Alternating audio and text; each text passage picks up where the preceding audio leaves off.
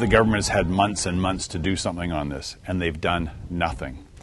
Pleas have gone unanswered, decisions have gone unanswered. Summerland winery owners are hoping the government will cut the markups on bringing out-of-province grapes in, after most of the province's vines saw a devastating loss from January's cold snap. So we're asking for a markup exemption so we don't have to pay an extra 87% tax on wine, which then gets passed on to the consumer. Right now, if the government does that, we're being treated like any wines from Australia, France, Italy. We're just trying to make sure that we can keep our channels alive until we actually have the grapes to produce again, hopefully in 2025.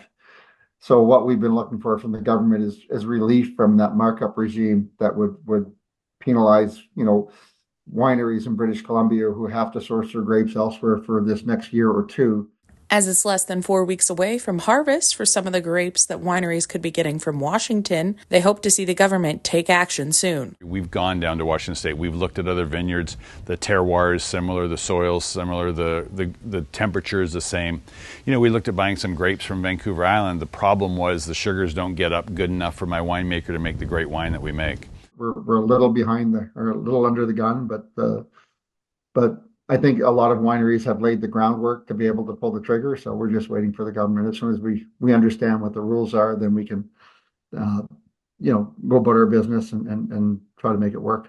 I don't need a government handout. I just need the government to get out and give us the decision so that we can get forward and we can start planning so that we've got inventory years going forward. Even with uncertainty ahead for BC winemakers, the Okanagan has plenty of wine for this year's locals and tourists.